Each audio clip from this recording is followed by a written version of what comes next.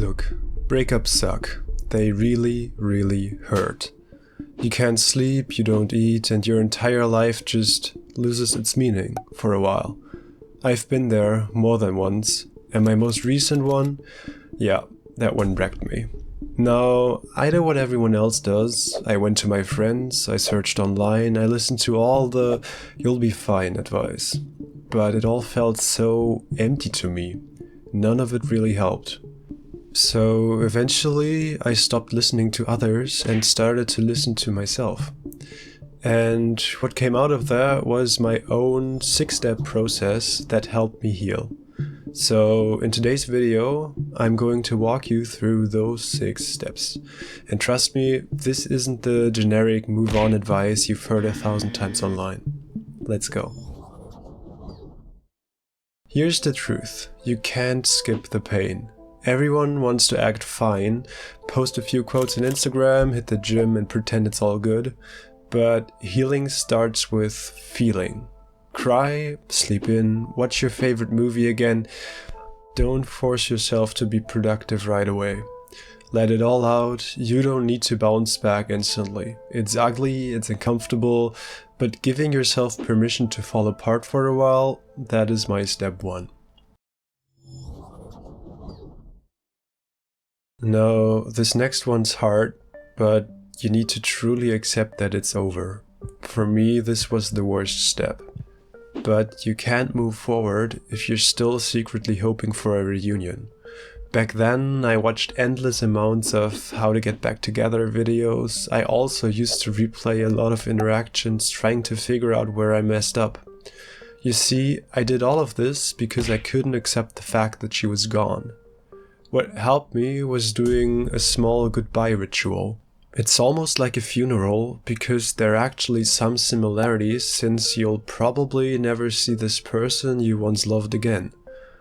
I wrote a thank you letter for everything that relationship taught me and then burned it.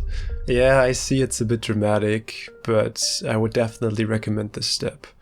That moment closed a chapter for me, and my heart needed to catch up with what my brain already knew. It's over, and that's okay. Let's be honest, breakups make you feel insane. One day you're fine, the next day you're crying in your car. What you need to know is that the emotions are going to come in waves. You'll have to find a way to deal with these emotions, and that's something very individual. Some people need some sort of outlet. They need to get all of the energy out of the body. Exercise, boxing, running, even shouting in your pillow works. Others need to find a way to let the emotions dissolve. Journaling, meditation, long walks, quiet time, all of that works for these sorts of people. What I recommend is that you try both, and if it makes you feel better, you're on the right track. I used to think talking about my feelings was pointless, and then I tried it. The problem was, to me, it felt like no one really understood how I felt.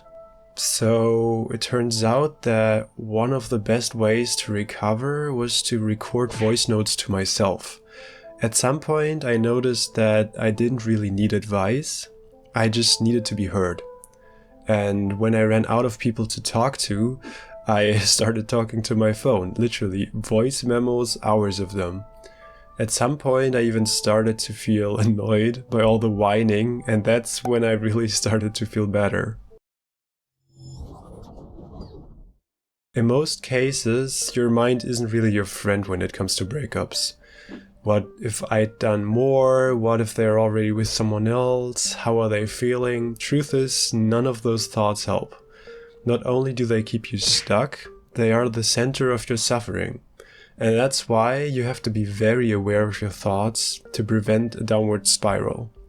Whenever something destructive comes up, you need to try not to give it too much room. What helped me was meditation to increase the awareness of my thoughts, but also to gain new perspectives. I've had some realizations while meditating that changed the way I viewed the breakup and therefore my emotions. Some that might help you as well are that the past is gone and only exists in your mind, and thinking about it won't change anything. But also, now that the person you're not compatible with is gone, you are one step closer to the person you're compatible with.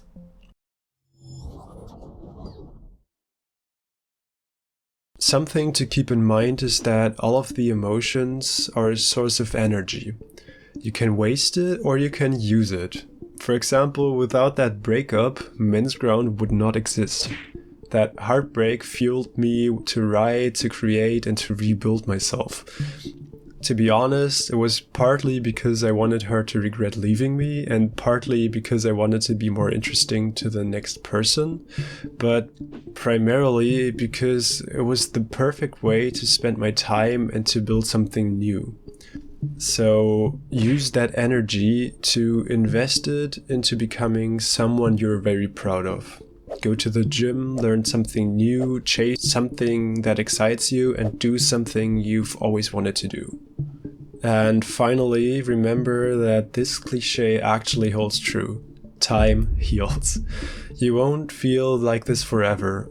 A breakup is like a sort of sickness. It sucks, but eventually it will get better. And one day you'll wake up and the pain will be quieter. So take your time, be gentle with yourself, and if this helped, share it with someone who needs it, and check out the article this video is based on mensground.com as well. Thank you for watching.